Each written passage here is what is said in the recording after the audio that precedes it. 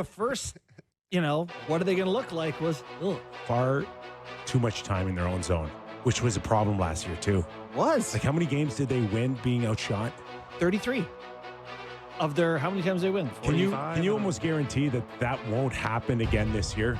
No, I think it's close. I don't think winning while getting outshot is something you can replicate consistently. I don't think they can pull off 33 wins this year. Last year they outshot. won 52 games. Yeah, 33 of them were. Yeah.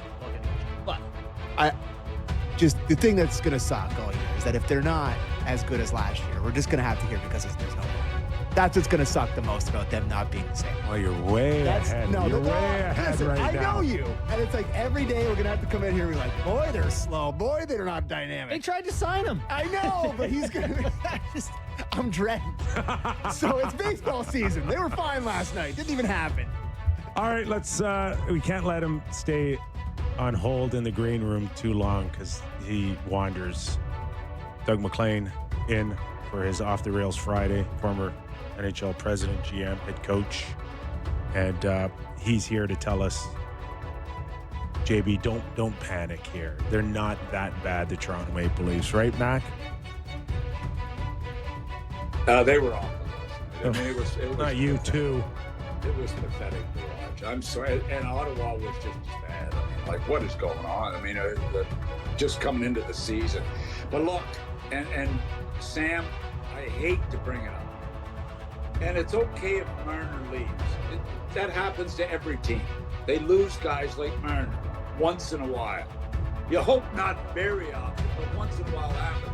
But it's who you replace him with that I'm concerned about. And you do not replace an impact player, which is what he was, an impact player. There's a dozen of them in the league. You don't replace an impact player with an NHL regular because you drop dramatically. You gotta replace him with another player that's close. And I'm shocked that, what I mean by that, a top 6 forward, yeah, but he was a top 3 forward. When you lose a top 3 forward, it dramatically affects your overall game. And they haven't replaced him.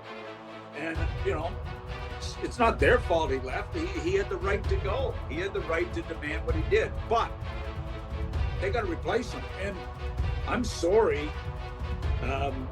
their lineup has got a bunch of pluggers right now. I like the grit.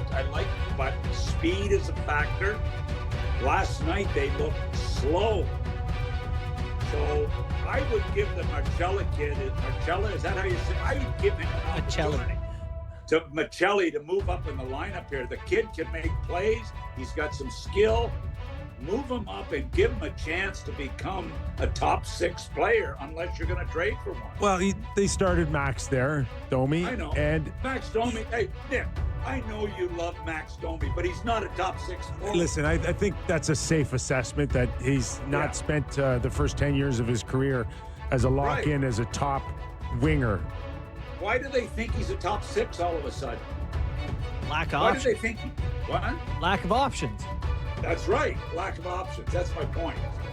And he does possess more skill than what the third and fourth line have.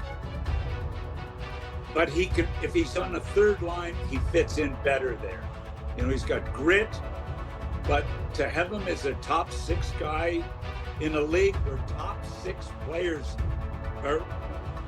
they're the guys that make the games that winnable. They make the plays to give you a chance. I know you need grit and you need checkers and you need all that. I know that's really important. Put Riley up at forward. My gosh. He's lost it on defense. He can't play defense. Like, what are you going to do with him? The call-in show from I told you last year.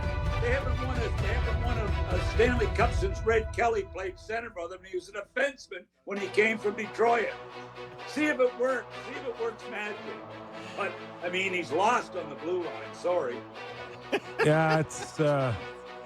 It's Wow. for the old Leafs here. Jeez. Remember the good old days when we played 9, 11 exhibition games and you can work out a few kinks? You don't have any time now.